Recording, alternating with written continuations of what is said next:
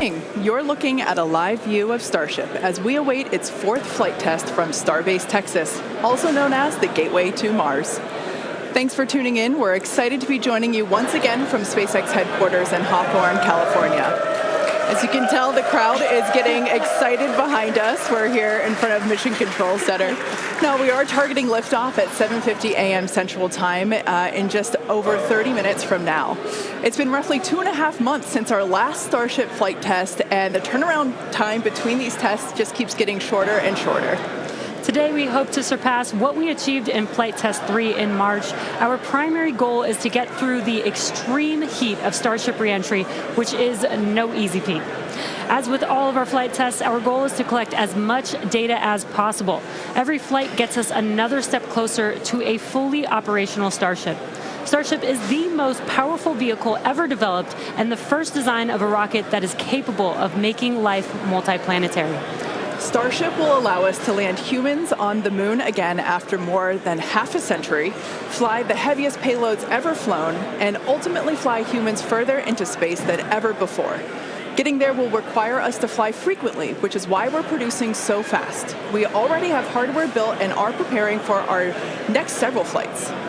But the most important thing about Starship is that it's designed to be fully and rapidly reusable, and of course, reliable. We've been designing from day one to realize a vision of having an entire city of people on Mars, something we know will take launching millions of pounds of cargo and equipment into space spread across thousands of launches. The faster we can learn now, the faster we can improve and evolve Starship to achieve this vision.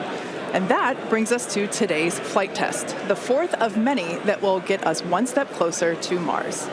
But before we dive into the details of today's test, let's do a quick rewind and talk about our last integrated flight test, Flight 3.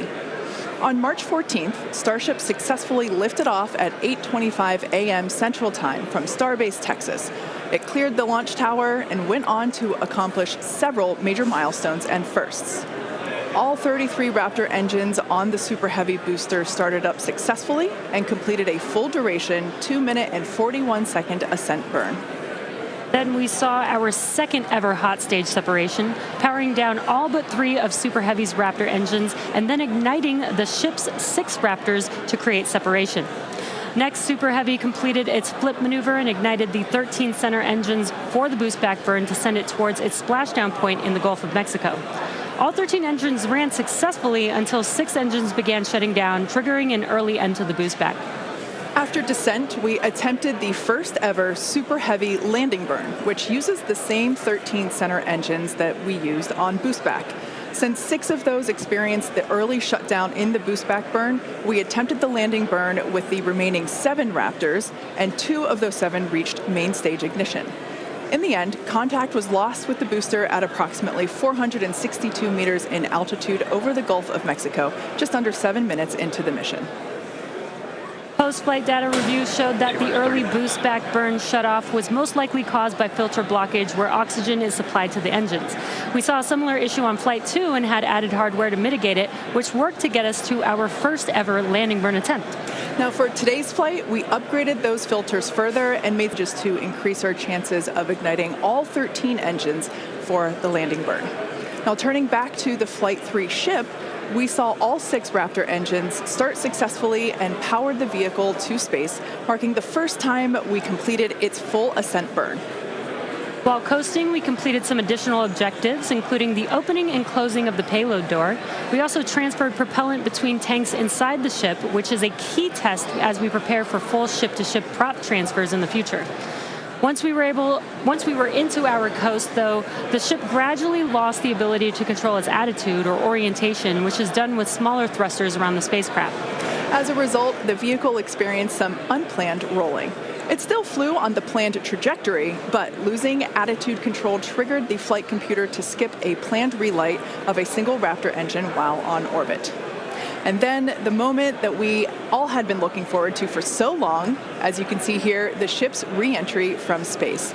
This was the first time that we were able to get real live flight data on things like heating and vehicle control during hypersonic re-entry, of which we will talk more about later. Not having attitude control meant both protected and unprotected areas saw heating much higher than anticipated. But we were able to get live, high-definition views and real-time data during entry thanks to Starlink terminals on the ship, which itself was a widely successful test. This gave us confidence that we'll continue to get unparalleled insight into the ship's re-entry in order to rapidly improve. And as they say, all good things must come to an end. And for Flight 3, this occurred when contact with the ship was lost at approximately 65 kilometers in altitude, roughly 50 minutes into the mission.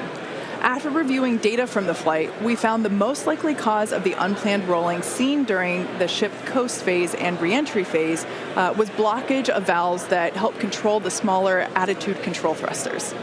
We upgraded these to make them more resilient and added some additional thrusters for redundancy. Overall, we learned a tremendous amount from that last flight, and capping it off with those re-entry views was truly an exciting end to the mission. Incredible. So back to today's test. Today's mission profile is similar to Flight 3, but we have new test objectives, the first of which is getting through the extreme heat of re-entry. About 27 minutes from now, Super Heavy will ignite its 33 Raptor engines and lift off from Starbase. A little more than 2.5 minutes into flight, the Super Heavy booster will separate from the ship in a hot stage separation, meaning that it'll light its engines while still attached to a partially lit booster. The booster will perform a flip maneuver, followed by a boost back burn. About 2 seconds after that burn ends, we'll jettison the booster's hot stage. As it heads back to Earth, the booster will attempt a landing burn before splashing down into the Gulf. Meanwhile, the ship's engines will remain lit for just under 6 minutes during its ascent before shutting down for the coast phase. The ship will coast for about 40 minutes or so, reaching a peak altitude of 214 kilometers. And after its coast phase, the ship will attempt a controlled re-entry, including a flip maneuver and a landing burn, before splashing down in the Indian Ocean. Now, we say attempting because, again, this is a test and nothing is guaranteed. As we mentioned earlier, the booster and the ship have to contend with some extreme conditions on re-entry. For this flight test, we do not plan to recover any hardware from the booster or the ship. With the exception of Falcon, this is no different than what happens to most rockets flying today that are expended or fall into the ocean after completing their mission. Eventually, we will land and recover Starship boosters and ships, as we do today with Falcon 9 and Falcon Heavy boosters. And in fact, we've landed 316 Falcon boosters to date. Even though recovery is not planned, the telemetry and data we receive all the way to the end is what we're looking for, which will help us continue to build a rapidly reusable Starship for the future. In other words, the payload for this mission is data. It's also worth mentioning that the hot stage jettison is an off-nominal procedure that we're using as a temporary way to reduce the weight of the vehicle for its water landing today. Yeah, exactly. Future designs give Super Heavy boosters a lighter weight integrated hot stage intended for full reusability, which will mitigate the need to jettison the hot stage. Okay, so now that we have a handle on today's flight test, let's check in with Dan. Dan, how's it going? Hey, Jesse, and welcome everybody back to Starbase for yet another Starship launch. I'm coming to you live from the Raptor's nest behind the Mega Bay. I'm here with our Pad Red team and some of our flight controllers this morning. Everything has been going really smooth. We did have the Red team going a little bit earlier to fix a ground side issue, but that was taken care of. That's why we slid a little bit later into our window. But as of right now, we are on track for liftoff at 7:50 a.m. Central Time. That's 12:50 UTC. As you can see, we are actively loading propellant onto Starship and Super Heavy. Those frost lines are ticking up as we load liquid methane, that's our fuel, liquid oxygen, that's our oxidizer, onto both vehicles. They're cryogenic, so they're subcooled to several hundred degrees below zero. Since Flight 3, we've made a few more upgrades, helping to bring Prop Farm 2.0 online. That's just going to help us to continue to shorten the amount of prop load time that we're going to need. We're also going to be using it for Launch Tower number 2, which is going to be coming to Starbase real soon. The faster we go, the less prop we're going to lose to boil off, and the better we can ensure things like temperatures are in the right range for Raptor startup. Now, those first two flights took about 90 minutes to load prop on board. That third, we knocked it all the way down to just 51 minutes.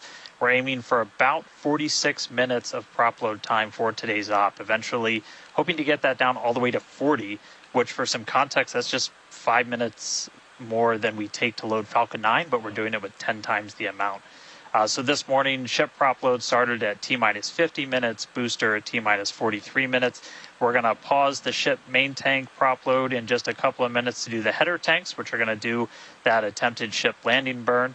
We expect the ship to close out all of its prop at about 3 minutes and 20 seconds before liftoff, and then booster at about 2:50. Now, our final countdown sequence is going to look very familiar. It's going to be the exact same as it was on flights 2 and 3. So we'll light those engines, and then about 4 seconds later, we will actually see it lift off. But I mean, right now, we are just under 23 minutes away from launch. We're not working any issues either with the vehicle, the range. Weather is 95% go, so not dealing with any winds or weather issues today. If we do have to scrub, our next attempt would probably be about 48 hours from now. It's all going to be driven by commodities and just how far we get into the count. But everything looking good for liftoff just about 22 and a half minutes from now. I'll check back in with you guys in a few minutes, and I'll send it back over to Kate and Jesse. Excellent. Thanks, Dan. Flight tests like today are the fastest possible route for us to dramatically improve Starship's capabilities. The Starship flying today has already seen a number of changes based on what we learned from Flight Test 3 in March, which was only 2.5 months ago. Development moves really fast here at SpaceX. Let's take a closer look at the iteration of the vehicle flying today. Starship is comprised of two elements, the ship, which has 6 Raptor engines, and the Super Heavy booster, which has 33 Raptor engines. The current iteration of Starship is essentially an experimental vehicle flying for development. Starship 2 will be capable of carrying more than 100 tons to orbit, and Starship 3 will be able to handle more than 200 tons to orbit. Compared to Saturn V, the rocket that first took astronauts to the moon, Starship has more than twice the thrust.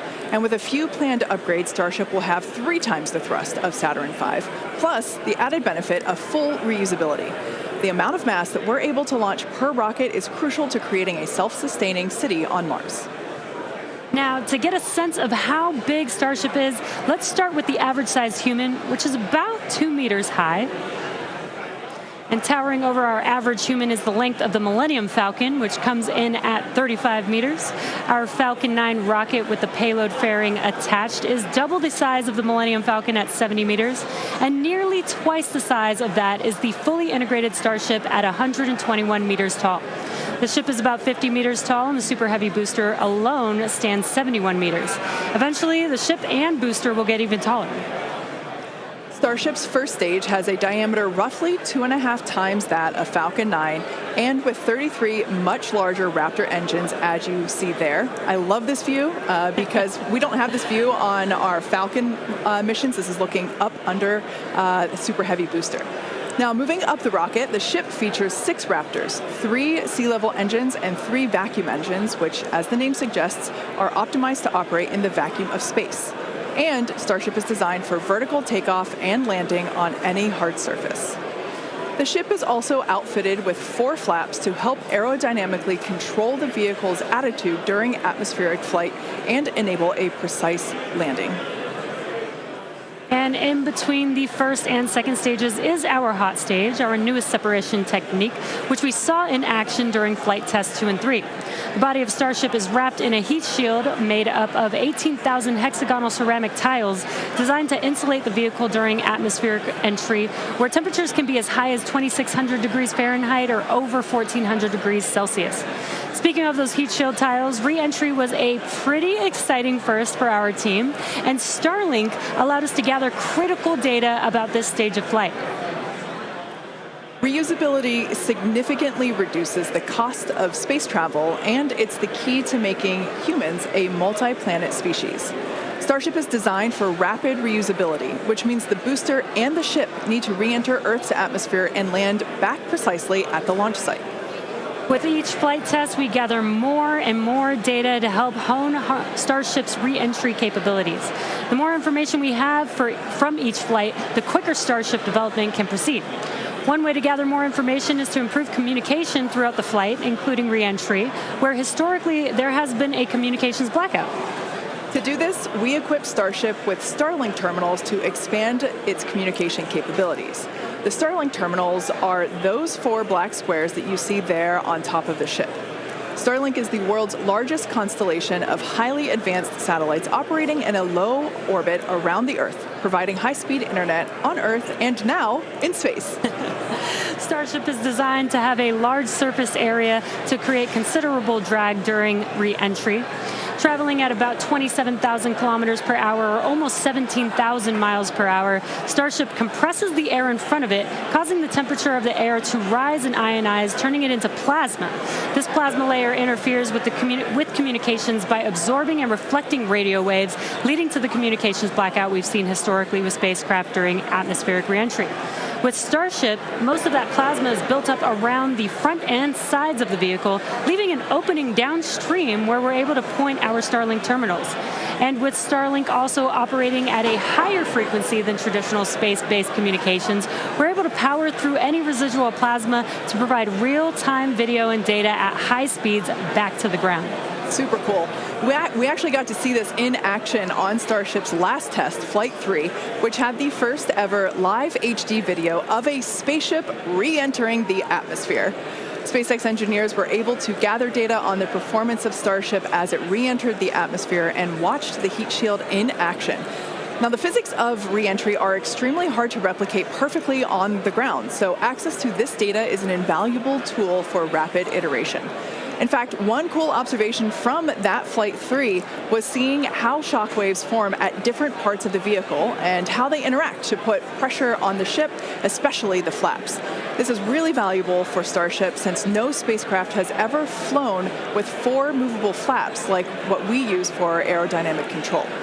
Starship's greatest strength will be rapid and reliable reusability, and Starlink has become a critical tool to make that a reality.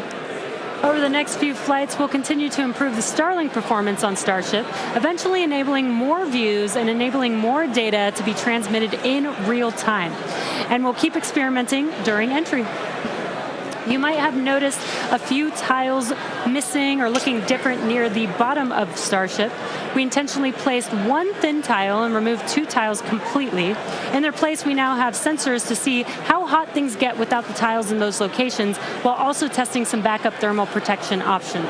Ideally, we expect Starship's reentry to improve on each flight, thanks in part to this wealth of new data. But if getting to space is hard, returning from space is even harder. That's right.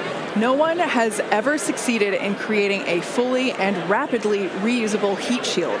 So we could see some spectacular failures before we get this right. But with communications improving on each flight, we will continue to gather more and more data to inform our development. We're now about 15 and a half minutes until our next liftoff attempt. In the meantime, let's take a look at some of the technology we have in development as we prepare to head to the moon in future missions. Starship will be taking astronauts to the moon as part of NASA's Artemis program. Next year, we plan to demonstrate ship-to-ship propellant transfer, which will be important for our upcoming moon missions. Today, we're actively testing a lot of hardware that will make exploring the moon possible. One recent series of tests brought together the key pieces we'll see when landing back on the moon: Starship, spacesuits, and astronauts. Together with Axiom and NASA, our teams put 2 astronauts in pressurized Axiom spacesuits and practiced the first steps of going to the lunar surface. The team used test builds of a Starship airlock, as you see there, and elevator to gather data on how well future Artemis astronauts will be able to move around once fully suited. Tests like this are incredibly helpful for engineers designing these systems, as they have the opportunity to get feedback directly from experienced astronauts Peggy Whitson, who is on the right of this photo, and Doug Wheelock, who's on the left. You can see them in action during this elevator test. SpaceX will perform one uncrewed demonstration flight before NASA's Artemis 3 mission, which will be the first human surface expedition since 1972. After those first expeditions, we'll be ready to fly more people along with everything it takes to build a moon base. In many ways, Artemis feels like an extension of the human spaceflight work SpaceX and NASA have been partnering on for some time now. In fact, we just celebrated the anniversary of the Demo 2 mission. That's right. Just 4 years ago, on May 30th, 2020, SpaceX launched the first crewed test flight of our Crew Dragon spacecraft. Dragon carried NASA astronauts Douglas Hurley and Robert Behnken to the International Space Station in the first crewed orbital spaceflight launched from the United States since the final Space Shuttle mission in 2011, and the first ever operated by a commercial provider. You can see Bob and Doug there on your screen. That was certainly a memorable day for all of us here at SpaceX, one that we fondly think back on. And it's exciting to think about Starship being the next to take its first astronauts to the moon.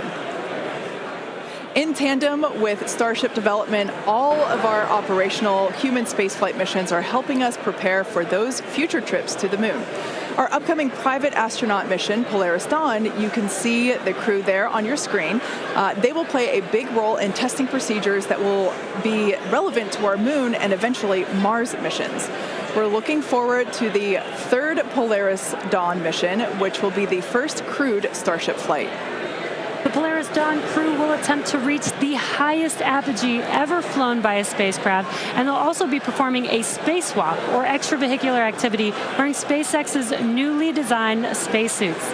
They'll also be testing space-based communications, which will be critical to future deep space missions. The Polaris Dawn mission is currently targeted to launch no earlier than July of this year, so stay tuned, because that is going to be a very exciting mission to watch. In the meantime, at T-minus 12 minutes, let's check back in with Dan on today's countdown.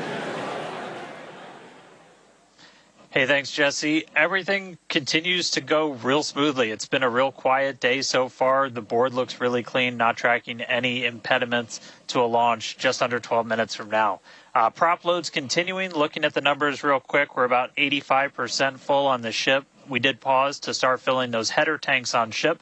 Again, those are the two smaller tanks in the very top of the nose cone that we're going to use for that attempted landing burn with ship. And with the booster, we're just at about 76% or so on our methane and LOX, so getting pretty full there. Those are going to continue down to about 3 minutes and 20 seconds before liftoff. That's when we'll close out all the prop on the ship. And then T-minus 2 minutes and 50 seconds on the booster. A lot of work also going on in the background. Our range safety teams working to make sure the area, not just around the pad, but in the sea space out in the Gulf, and also in the anticipated entry point in the Indian Ocean are clear. We're not tracking any blockers, any boats, anything like that in the zone right now, but their work literally continues right up until those last couple of minutes. So they're working pretty hard to make sure everything stays clear. But right now the range is green. I already talked about it in the beginning. It looks a little bit cloudy, but weather not a concern today. Really light winds. We only had about a 5% chance of violation when we started this morning, and that's held. So everything continuing to look really good for launch so far. The pad itself is getting ready. Reminder that we're going to light those engines about 4 minutes before it actually takes off. So you'll see them start, the 33 engines on Super Heavy start to light prior to that T0, and then about 2 seconds after we'll start to see first motion. But everything looking great, just coming up on 10 minutes until launch, getting excited down here, ready to feel the rumble. I'll send it back to you guys over in Hawthorne. Thanks, Dan. Teams are also getting excited here at SpaceX headquarters in Hawthorne, California. There is a pretty large crowd now gathering outside of Mission Control, located just behind Jesse and I. Now, oh, actually, you can see it there on your screen. There they are.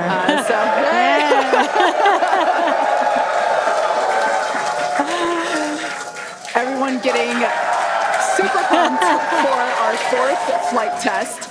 Now, as a reminder on that note, today is just a test, the fourth of many future flight tests of Starship before it becomes fully operational.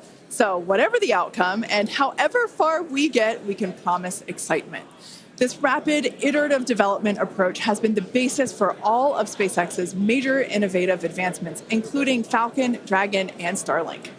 Today, we've successfully landed Falcon 9 boosters 316 times, changing humanity's understanding of what's possible when it comes to rocket reusability.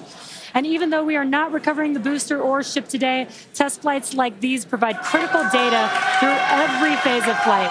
which will get us closer and closer to full reusability, and we have a lot more tests planned for this year. When we start recovering Starship boosters, we'll want them to return to the launch site for a quicker turnaround, which you can see in this animation on your screen. And that's when the tower reveals its dual purpose. After launch, the arms or chopsticks on the tower will help guide the booster into position to ensure a precision landing. And our goal for the near future is to have 4 launch towers, 2 in Cape Canaveral in Florida, and they will look very similar to the ones that you see here in this animation. As we know, we find that our renderings tend to end up looking really similar to real life. So while this is a rendering, we do know we can look forward to this in the future. Like I said, we're going to have 2 at Cape Canaveral in Florida and 2 located at Starbase. Starbase will continue to be used for flight tests, and the towers at the Cape will come online as we prepare to fly operational Starship missions. In fact, we recently upgraded the actuators in the chopsticks, which are responsible for swinging those arms in for a catch. And we'll be testing an operational step on this flight by moving the chopsticks to the catch position immediately after Starship flies away. That's going to be really incredible to see. As we mentioned, we have a lot more tests planned for this year, so we need a lot more hardware. Today we have ships and Super Heavy boosters built and either ready to launch or in testing for the next several flights, with more coming off of the production line as SpaceX's Star Factory continues to grow. The latest phase of the factory currently under construction will come online this summer, giving us several 100,000 more square feet of space. Yeah, when you step into this factory, it is truly inspirational. My heart jumps out of my chest every time I'm there. Now, this will enable us to increase our production rate significantly as we build toward our long-term goal of producing 1 ship per day. And coming off the production line soon, Starship version 2. Now, with all that being said, let's check back in with Dan for the latest as we head into the terminal count.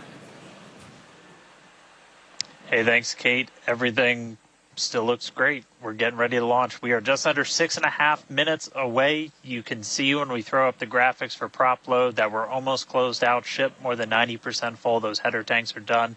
And then the boosters coming up on 90% real soon.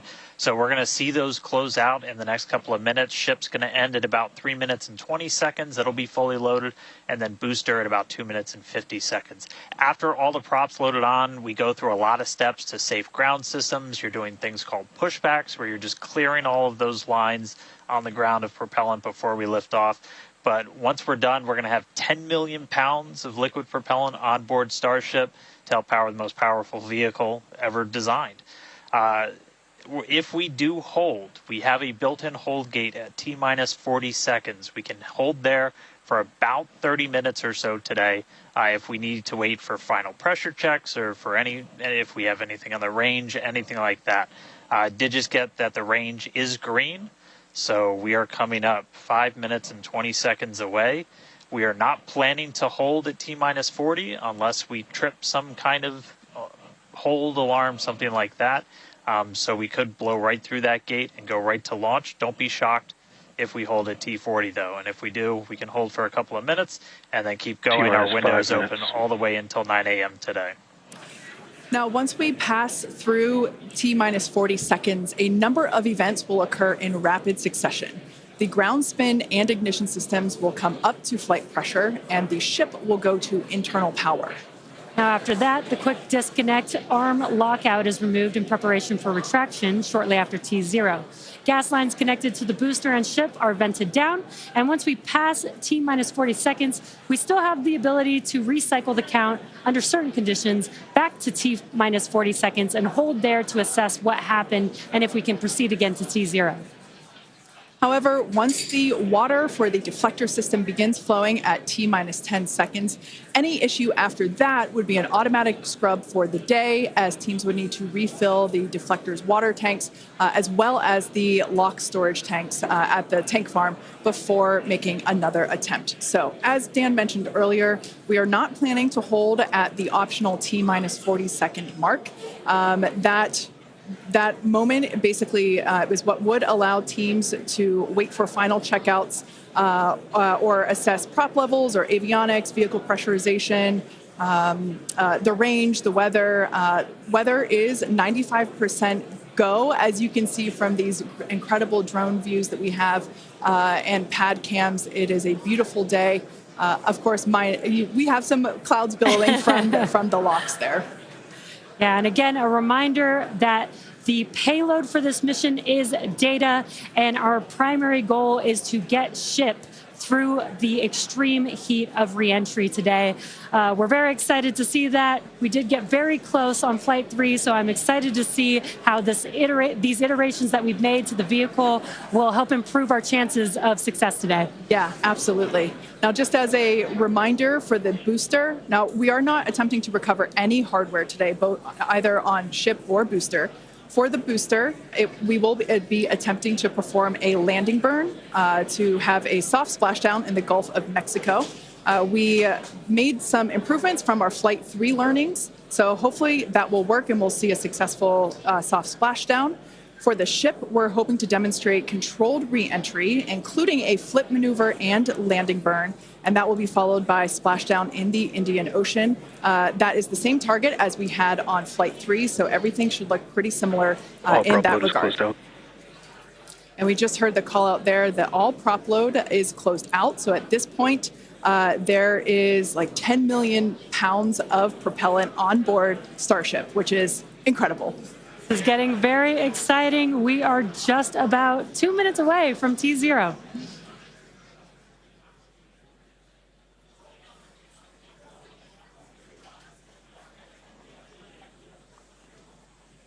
And as Jesse just said, we are under 2 minutes away. So prop load is complete. All the fill drain lines into ship and booster have closed. Right now we're doing the pushback, so clearing out all those ground lines of propellant, and that'll be completed over the next couple of seconds. We're coming up on that T-minus 40 mark. Again, not planning to hold. If we do, or if we get a hold after we pass it, we can snap back to that T-minus 40, and then we can stay there for about 30 minutes or so if any other issues crop up. Once we pass T-minus 40, a lot of things happen, both on the vehicle and the ground. It's running a lot of its own self-checkouts, venting different tanks and pressure lines throughout the vehicle. We essentially built that 40 seconds as that's about how much time it takes for the vehicle to take all of those actions, which is why we hold there.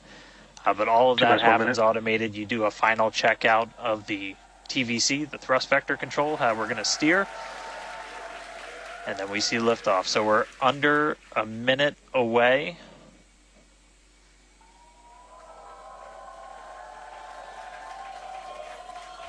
"45 seconds and counting." Good event, game met. All right, now as we close in, we are past the 40-second mark. So let's listen in. Flight Director Ty Huntington's going to take us through one more time for a Starship liftoff.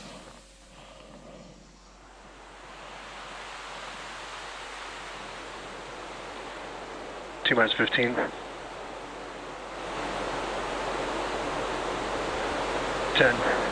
9, 8,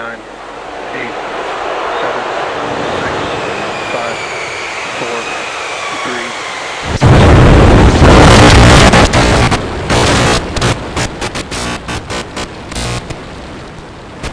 We have liftoff.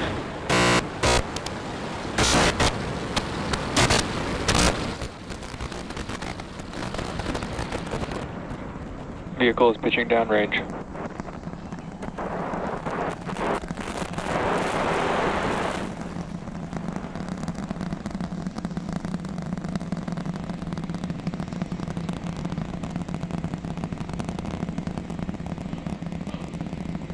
All right, 30 seconds into flight. The rumbles are still building here in the Raptor's nest. We're seeing 32 out of 33 engines lit on the Super Heavy right now. Coming up shortly is going to be max Q, that maximum aerodynamic pressure as we go uphill on the vehicle.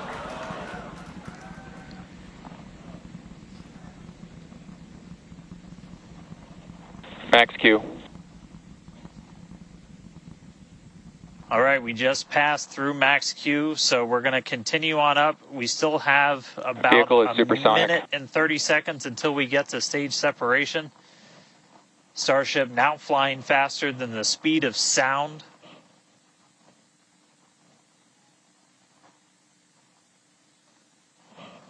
All right, so you got a couple of views. You got some ground trackers in your top camera there. You're looking down from the top of the booster in the bottom left, and then a camera in the top flap of the ship looking back in the bottom right, so getting a couple of different looks as Starship heads uphill. Once we get the hot staging, a lot of things happen all at once simultaneously. We're going to light the engines on the ship, starting with the RVACs first, and then the 3 center sea level engines before we're separated. All of that exhaust gets plumed out the side of the hot stage, and then the ship will separate itself.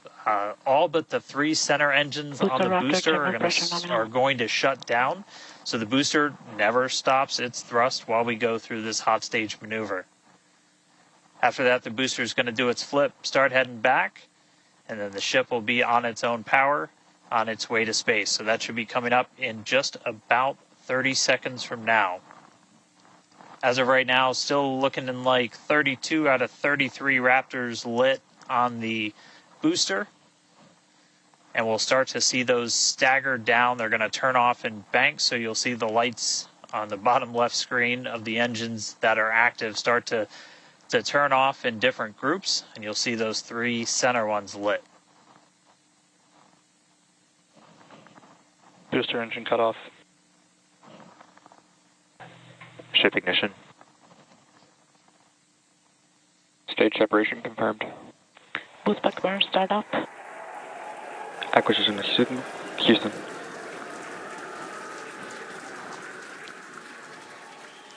Hot stage confirmed. Ship under its own power. Booster boosting back. Looks like all 13 are lit. Kate, we got a booster on the way back to the Gulf and a ship on the way to space. Acquisition signal. Status. Ship chamber pressures are nominal. Ship power and telemetry nominal. All right, the first stage currently performing the boost back burn. This is expected to last a little over 1 minute. This propels the booster back toward the coast, taking it to a landing in the waters of the Gulf of Mexico. As you can see on your screen in the bottom left-hand corner, we were only using the 13 center engines from here on. Boost back burn shut down. Heard confirmation there of good boost back burn shutdown. H2 tank pressures are nominal.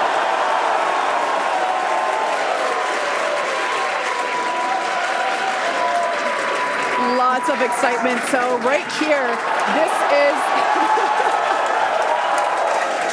this is our view of the jettisoned hot stage. As we mentioned, this is a temporary fix to help reduce the weight of the booster, the super heavy booster. Future iterations will have a lighter weight integrated hot stage structure that won't need to be jettisoned. Now, after we jettison that hot stage, the booster will begin to attempt its water landing in the Gulf. In the meantime, the ship will coast for about 40 minutes or so up to an altitude of 214 kilometers. And after its coast phase, it will attempt a controlled reentry, including a flip maneuver and a landing burn, just before splashing down in the Indian Ocean. But as a reminder, we are not attempting... Trajectory nominal. Good news there. Trajectory is looking good for the ship, which is on the right-hand side of your screen.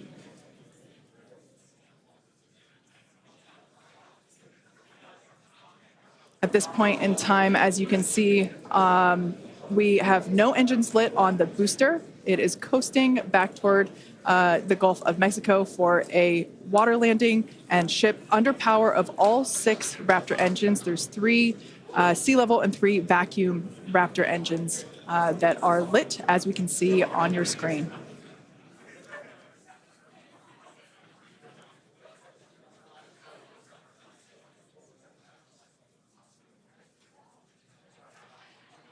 These views have been looking incredible.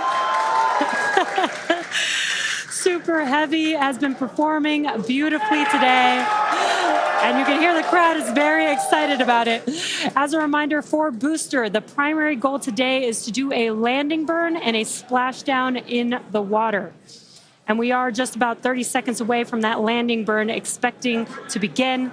And an incredible view from the forward portion of the booster. This is basically on top of the super heavy booster where we have jettisoned that hot stage. So now we can see this incredible view of Earth as it's making its way back down to the Gulf of Mexico. Right now, the booster is using the 4 hypersonic grid fins to guide itself through atmospheric re-entry. And we are expecting that landing burn here.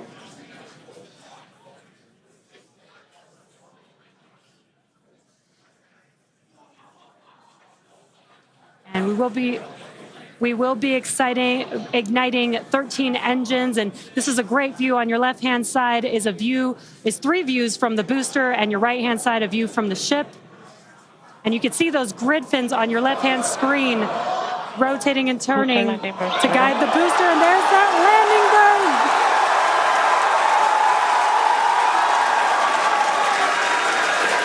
That landing burn just begun, and you can see the water below.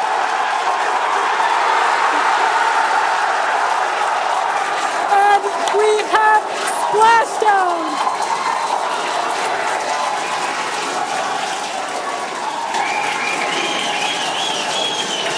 What an incredible sight! Congratulations to the SpaceX team! Ship has entered terminal guidance. That was absolutely incredible. The first successful splashdown of the super heavy booster. Loved seeing it just tip over into the water before losing that footage. Now the next milestone is coming up in about under a minute. Ship is going to shut off its Raptor engines, Ship engine cut off, which we see right there. As we mentioned before, today's test flight is not an orbital flight, but rather one that demonstrates the Starship's orbital capability.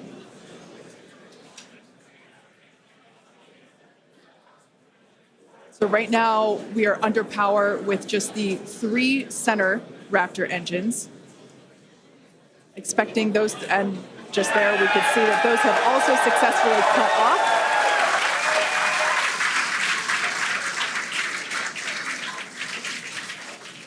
Ship FDS is saved. What an incredible... Nominal orbit insertion. Oh, there's great news there. The call out we were hoping to hear. Amazing views once again from Starship. We have our second Starship in space. These live views being brought to us by Starlink, which is on board the ship. Dan, what an incredible view we have once again. So exciting. We got another ship in space. I'm like still jumping up and down. This whole building was going absolutely insane when we saw the booster hit the water. I mean, wow. Congrats to everybody that's just been putting in insane amounts of hours on everything to make this thing a reality. And I feel like every single time we do one of these, we're seeing something wildly new. We got to see the hot stage jettison and the booster in the water. But just to recap real quick over everything that's happened. So we lifted off at 7:50 a.m. only 9 minutes ago. How has it only been 9 minutes? 7:50 a.m. Central at 12:50 UTC. We saw 32 of the 33 Raptor engines on Super Heavy make the ascent. We had successful cutoff, successful hot staging. All 6 engines on the ship powered it all the way into a nominal orbital trajectory. And we've already been getting some live views from the ship on board. After that, the booster was able to do its boost back burn. Oh, this looks like we're actually getting some views from the ground still, potentially from Florida, of the ship as it's up there. That's a view from some of our tracking cameras on the ground in Florida.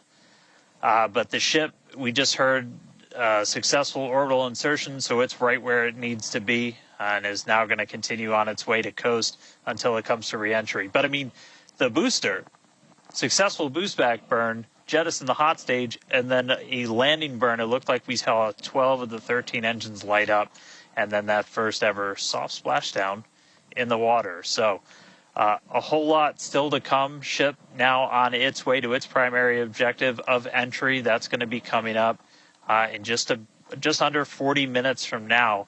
So a lot still to come, but wow, what a 9 minutes to start this mission off. So can't wait to see what entry is going to show us, but that launch was incredible. Back over to you, Jesse and Kate. Wow. I am still trying to catch my breath here. That was some incredible views that we have never seen before. It has been nonstop since liftoff, and with the booster having completed its job for the day, we're going to take a short break for about the next 28 minutes, and we'll return while we're going to take a break while the ship is continuing to coast before re-entry. Exactly. As with Flight 3, Starlink may enable us to talk with the ship through re-entry with no communication blackout. We are still testing Starlink during this phase of flight, so of course nothing is certain. However, if we do have views, we will be sure to bring those to you live. Views such as the one, that we had. Well, of course, because I said it went away. So we will try to bring those to you live. Exactly. Views or no views, we'll see you back here at T plus 40 minutes for coverage of Starship's re-entry, flip maneuver, landing burn, and splashdown. Expected loss signal, Key West.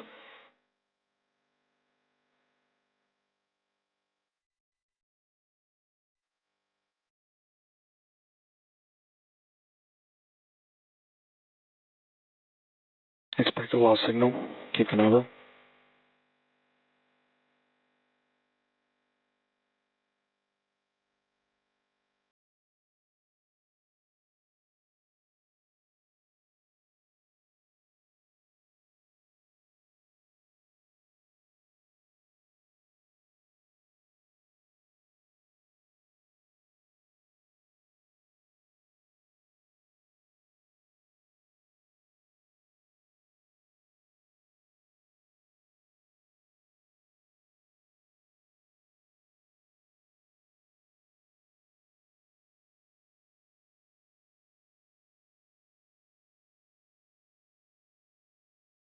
Acquisition signal, Puerto Rico.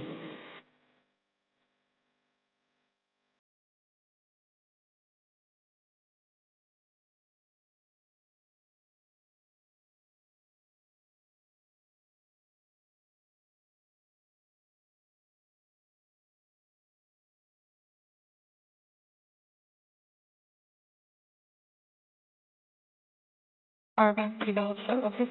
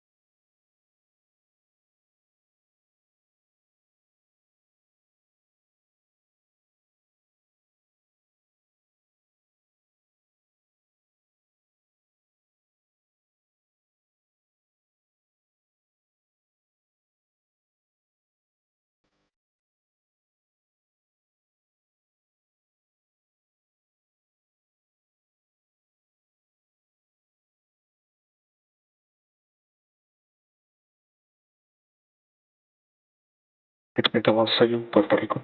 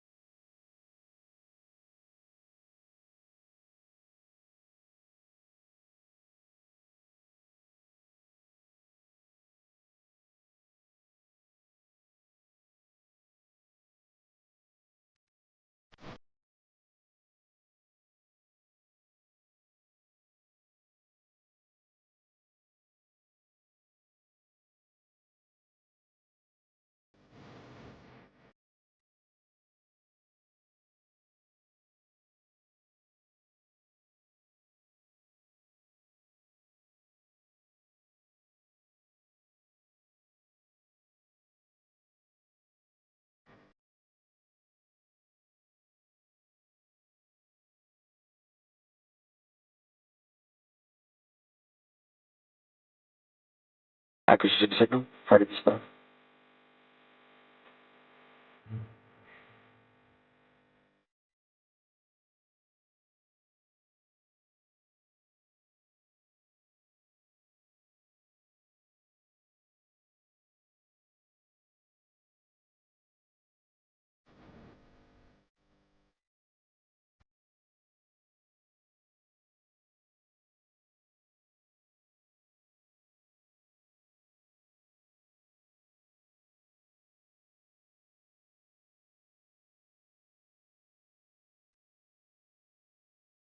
Starship's flight entry attitude.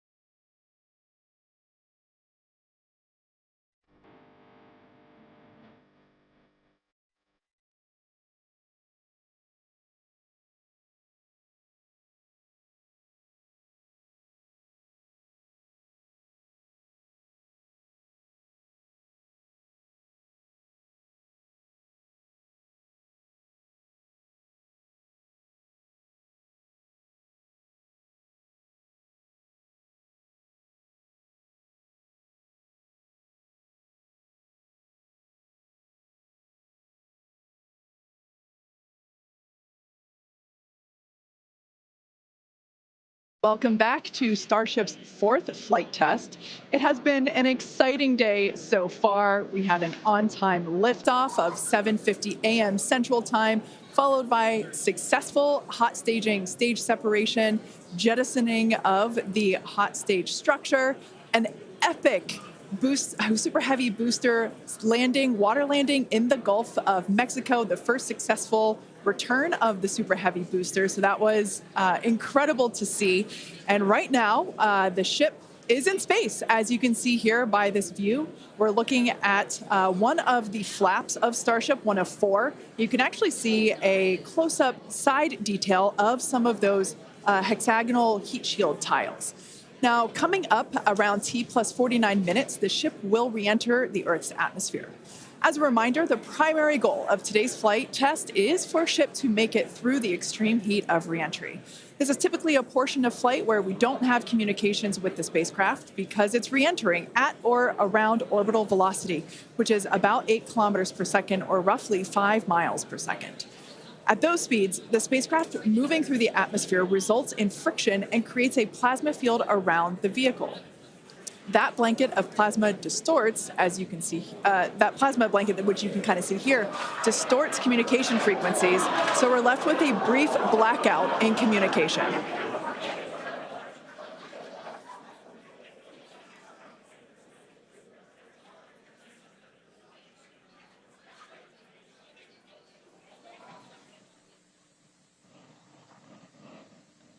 Yeah, that's right, Kate. And Starlink's what's really allowing us to capture as much data as possible, especially through this reentry.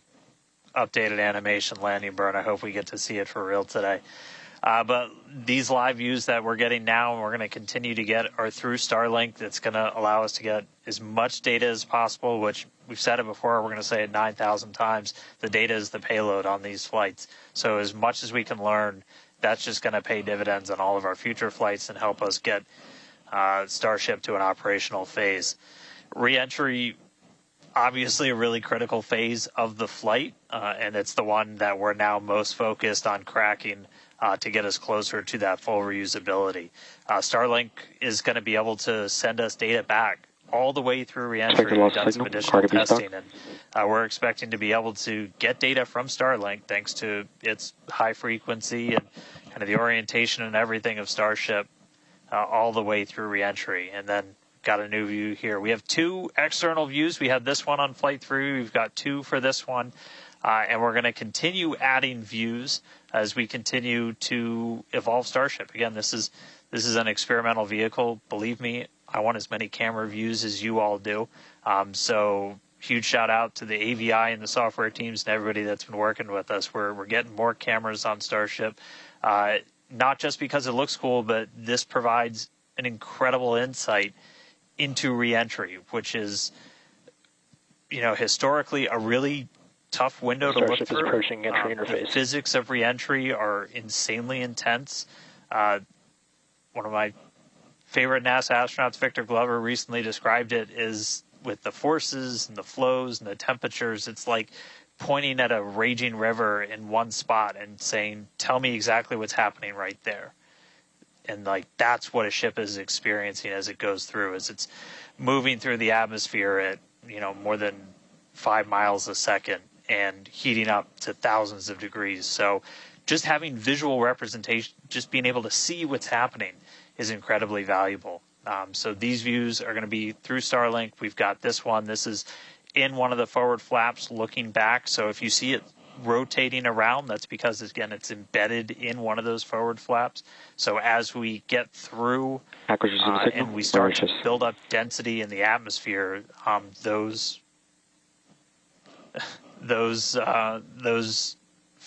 view is going to move around as the flap does. And then the other one we had a little bit earlier is looking at one of the other forward flaps on the other side. Eventually, we're going to keep adding more cameras to Starship, get a couple of different views from the outside of all the different areas, and then also eventually to be able to see payloads once they're deployed. So a lot more exciting stuff coming up in the future. But right now, we're getting closer to reentry. Again, we're going to be moving at hypersonic speeds at more than 5 times the speed of sound. We're going to see that plasma start to build. So, Kate, Jesse, excitement coming up. Yeah, as you can see with that view on your screen, again, high def brought to us by Starlink. We can see the plasma beginning to build as the ship is getting closer to the Earth's atmosphere. Now, let's talk a little bit about how Starship will survive reentry, hopefully, and control itself. Exactly. We've been talking about this entire flight test. There's 18,000 hexagonal ceramic tiles surrounding the bottom portion or the Earth-facing side of the ship. Through 100 kilometers altitude, good altitude for entry. Great call-outs there.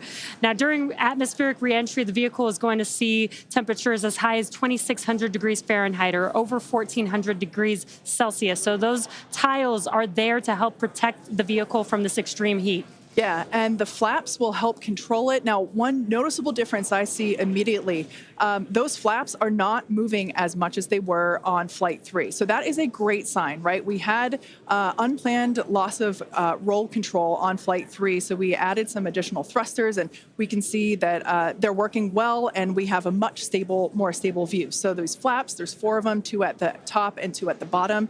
They're made out of stainless steel. And yeah, they help steer the ship, which, as we can see, the plasma continuing to build. Now, if the ship survives reentry, it will have to perform a flip maneuver as well as a landing burn. We saw this demonstrated in a couple of high-altitude flight tests back in 2020, 2021. Similarly, temperatures increasing on the nose within expected ranges. Great news there. It sounds like the temperatures that we are getting during this point, which again, we usually don't get during spaceflight because of this plasma. We're getting this live. This is a great news. So similarly to, for example, the serial number 10 test that we saw a couple years ago, we're hoping to duplicate that again today. Hopefully we will see it live. And basically the 3 center engines of the ship will reignite and gimbal or point to help flip the ship until those engines are pointing down so that it can land vertically using Raptor's thrust. And as you can see, even from the beginning of the program, we've designed Starship to land on Mars where there are no runways or other humans to help out. We also want rapid reusability, so we're doing... Vehicle is passing through 85 kilometers altitude. The flaps have control of the vehicle. Great news. Flaps have control of the vehicle. That's exactly what we want to hear for this flight test. Yeah. Again, we are going to be doing a propulsive landing instead of a more traditional means like parachutes. And we are expecting re-entry to begin here in just about a minute. Re-entry, an awesome view that we have here. Starship remains on a good entry trajectory. This is the same view that we had when we first returned from the coast phase. Again, this is looking at the side of one of the flaps. It's incredible that literally at the bottom of this picture, we're basically looking through plasma, which is just absolutely mind-blowing. Wild, very wild. Now we are expecting entry to begin here in about 30 seconds or so. Entry to splashdown is expected to last about 6 minutes long. And that flip maneuver should occur around about 10 minutes before splashdown. And such incredible views that we're getting. Approaching peak heating region. Great call outs there. Yeah, these views are absolutely astounding. Nose temperatures continue to rise within expected region. And in your bottom right-hand corner, you can also follow along with the altitude of ship as it's returning back to Earth. So once again, this view is basically looking down into the plasma blanket that is building up around the exterior of Starship. It is traveling, as you can see on your screen. You can look in the bottom right-hand corner and see how fast it's going, how high it is, as well as the general orientation. Again, we're seeing a lot more stability, a lot more control here on this flight, which is great. It shows that the iterations, the learning... Starship is now in expected peak heating region. All right, great news there, telling us that this is basically the hottest point that Starship should get during its re-entry. Now, the heat shield is working with the atmosphere for some free braking, okay? The atmosphere is helping to slow the Starship down. Yeah, exactly. We're not using any engines or thrust to slow the vehicle down. Exactly what Kate mentioned. We're just using the atmosphere and those heat shield tiles protecting the vehicle as it's coming through that high heat temperature. Yeah. Now, this is another one of those moments that we have been waiting for. Right now, the ship is currently re-entering the Earth's atmosphere, and by all looks and all call-outs that we're hearing on the net, it is doing pretty well. Now, we do not plan to recover the spacecraft today, but rapid and reliable reusability is the ultimate goal.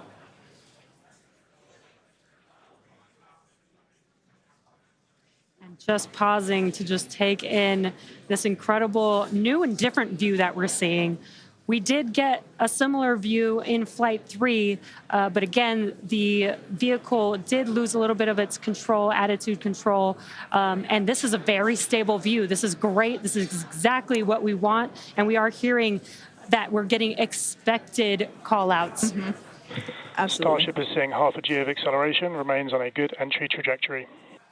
You know, it's incredible to look at this photo and wonder, wait, is it real? Is it frozen? You know, we can see so I was just going to say Those temperatures have stopped increasing. Oh, that is great news.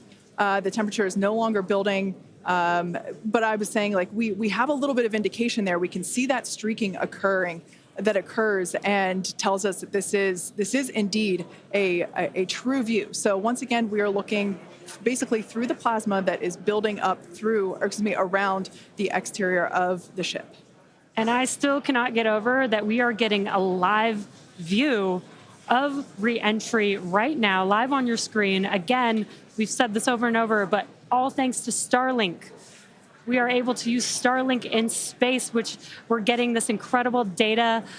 And not only just the data from the sensors, but getting live imagery of what is actually happening, which is great, which we've never been able to do live before. Right. Now, just a quick future outlook here. So in about, let's see, at T plus about 1 hour and 2 minutes, we should hear a call out for entry transonic. That means that the ship is going near the speed of sound.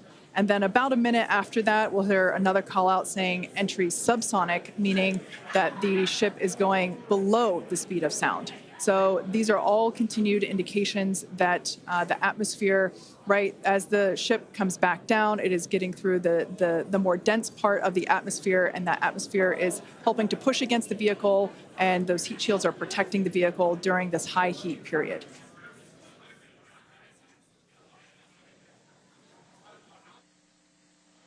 Yeah, Kate and Jesse, we're starting to see as the atmosphere gets denser, you're starting to see a few more particles make an appearance in the plasma there. You can see you're looking down at the aft end of the ship in the top left, and you're seeing essentially the flame build up as we go through reentry. You've been hearing the call-outs. They're tracking things like temperatures in the nose cone, and those were right where we modeled them to be, which is really cool to see and to see in real time. But we're coming up, we're at about 67 kilometers in altitude.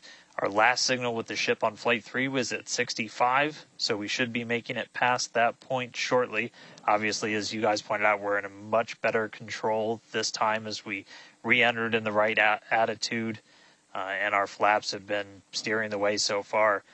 Once we get through transonic, that's when you've got essentially Raptor landing bird.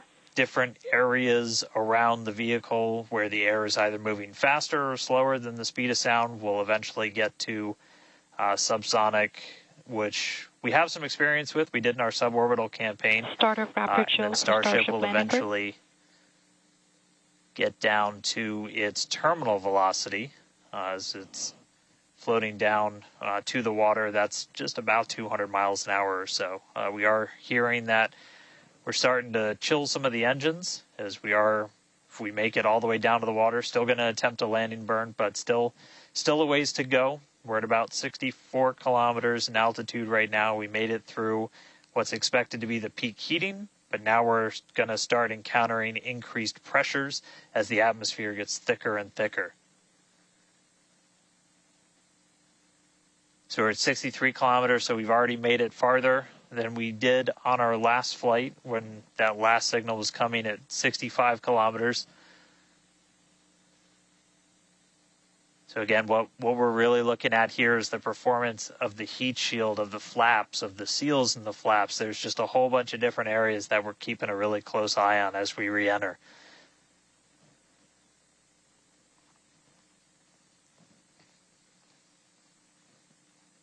Starship remains on a good entry trajectory. And looking like we're still on a good trajectory. If you're seeing little camera moves, that's the flap moving as it continues to maintain the attitude of the vehicle as it re-enters. And I mean, not just camera views, but we've got sensors inside the ship. We've got those sensors down at the very aft end of the vehicle where we pointed out we had some intentionally missing tiles, where we've got some sensors looking at just how hot it's getting around there. We intentionally put those in essentially the least critical part of the heat shield, where if you had any kind of a breach, it wouldn't be great for reusability, but wouldn't be critical for actual making it through the reentry into the landing.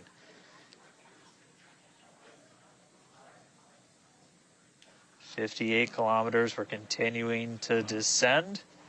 Again, right now we are over the Indian Ocean. We're actually getting closer and closer to that expected splashdown point, which is just to the off the northwest corner of Australia.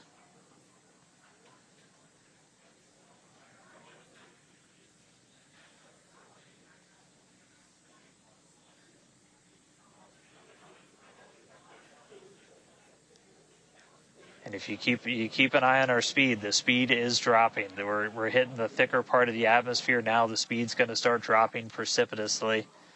We're going to start getting to transonic pretty soon, and then after that we'll get into subsonic, where we're moving less than the speed of sound. But wow, what a light show so far.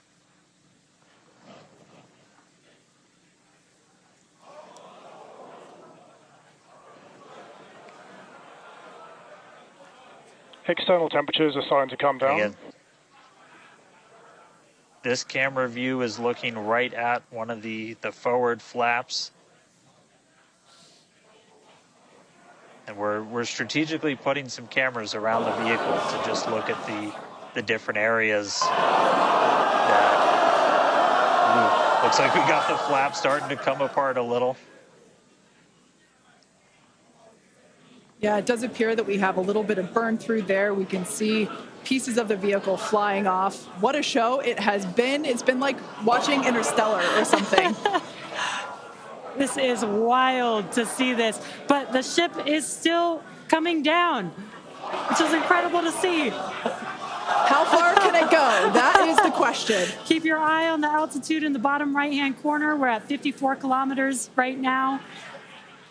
Now, ultimately, the data is the payload today. We've been saying it multiple times. Our teams are sitting, reviewing this data live, learning where the hot spots are. As you can see, there's an obvious hot spot there with the flap, and learning how we can improve this design. The goal was to get as far through this high heat re-entry as possible.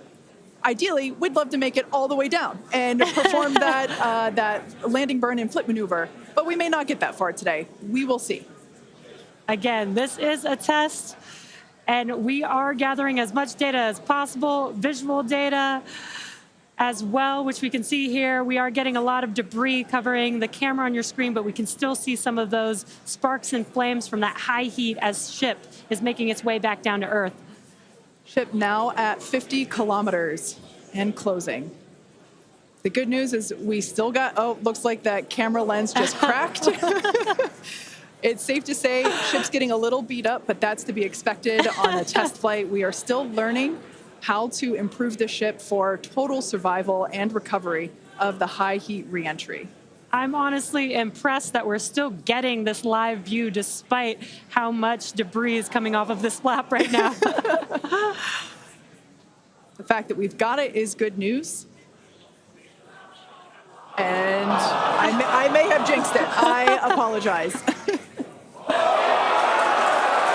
Look at that. It's back. We are still going. And the teams here at SpaceX are excited, as you can tell by the cheering behind us. There's still a sizable crowd here at Mission Control Center, Hawthorne. A splashdown is expected in just about 4 minutes from now. And we're still moving. We still have live views. Starlink is doing an incredible job. Maximum entry dynamic pressure. External temperatures are dropping. Okay, good news. Those external pressures are dropping. The question is, how much the ship is left? We can't really tell. We can still see some of that particulate coming off. And unfortunately, we do have a cracked camera lens. But for any photographers out there and videographers, we know that's part of the gig sometimes. Yeah, and you can see that the speed is rapidly slowing down. That's actually really great news for us. We want the vehicle to be slowing down before it splashes down into the ocean. That'll help set us up for that flip maneuver, engines first down into the water. Exactly. So we have seen this flip maneuver demonstrated on previous high altitude flight tests like serial number 8. Oh, more views. Or excuse, I should say, more light coming through the view that we have through that cracked and dirtied lens there. But yeah, so we're hoping that this flip maneuver, that we can pull it off as soon as we get those views back. If we can get them, if the ship is still around, we will bring it back to you. Vehicle has passed maximum dynamic pressure. That is great news. Maximum dynamic pressure being the moment in which the vehicle experiences the greatest amount of aerodynamic pressure. Speed still dropping. We're now at 37 kilometers above the ocean. Just like Flight 3, we are targeting a splashdown in the water in the Indian Ocean. And we don't have a live view right now, but because we're still getting data and telemetry, that does tell us that ship is still doing okay, at least. And there we got that live view back. The crowd very excited to see that view, despite not being able to see very much. The fact that it's there tells us the ship is still alive. Yes, and collecting data, continuing to collect data as we get closer and closer to Earth. Yes, now 30 kilometers, now 29 above the Indian Starship is Ocean. at 30 kilometers altitude, Mach 2. Sounds like the vehicle's traveling, as we just heard, Mach 2, which is, looks like we might, I thought maybe it might clear up. It is a little bit, now at T plus 1 hour, 3 minutes and 13 seconds into Starship Flight 4, hoping that the ship can hang on. It's probably potentially hanging on by a couple of bolts and threads, but it's still going, and that is excellent news. That deceleration is looking incredible. We're about to go under 1,000 kilometers per hour. Yeah. Starship is at 20 kilometers altitude. Now, keep in mind that even though we can't see anything, the data itself is what we really are. Starship is subsonic. Subsonic, they're telling us it's traveling below the speed of sound.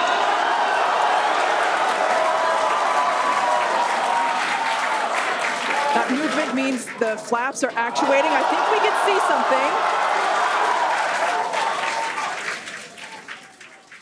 This is a nail biter. But we are, unfortunately, we can't see through the lens, but we're still getting the feed. Starship is now 11 kilometers over the ocean. All this data is incredibly important. Even if, it breaks up right now. Okay, we can see that flap actuating through the glass. Starship is passing through 10 kilometers altitude. Okay, the next milestone will be initiation of the flip maneuver and landing burn. Keep an eye on the bottom right corner of your screen for those 3 center engines to relight. They will gimbal or angle so that the ship flips itself back up vertical and hopefully lands in a vertical position. And the crowd is very excited to get this view of that flap still maneuvering. Starship is passing through 5 kilometers altitude.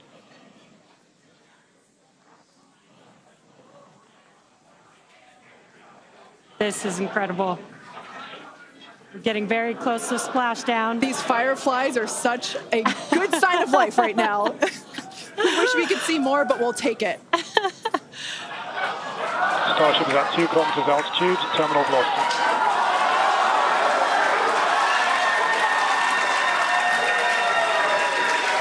Landing burn startup for Starship.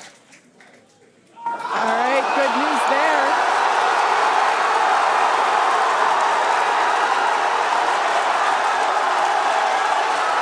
Nominal chamber pressure. Landing board startup.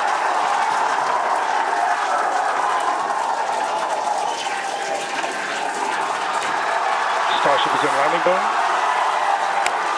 Landing burn shutdown. The landing burn shutdown was commanded.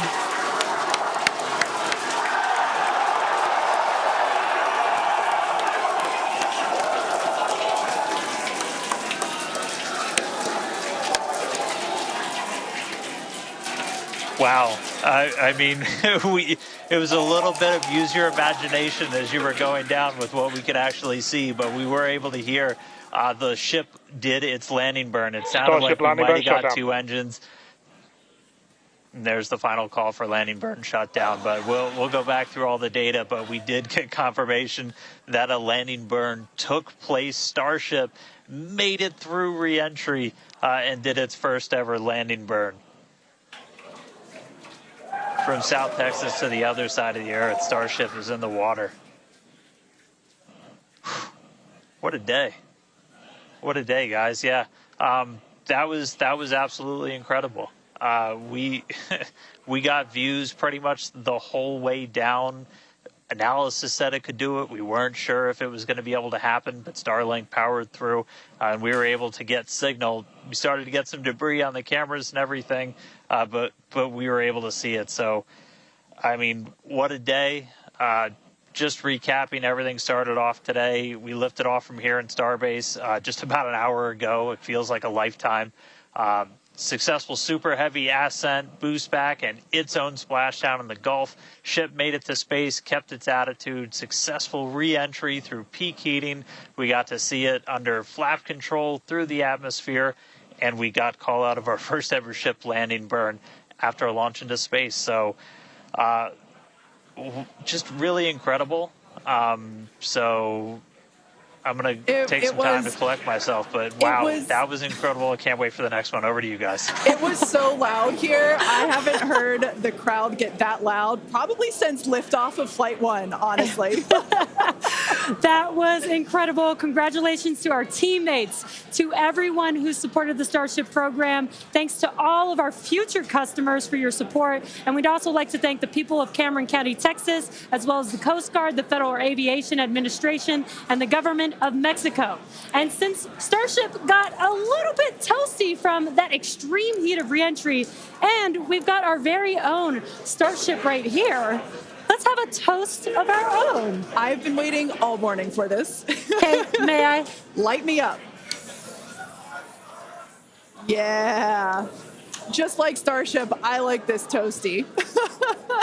I'm keeping this. Now, we've got more Starship test flights coming to you soon. Be sure to follow the SpaceX account on X for more updates from today's test flight and future Starship tests. Thanks for watching, and we will see you next time.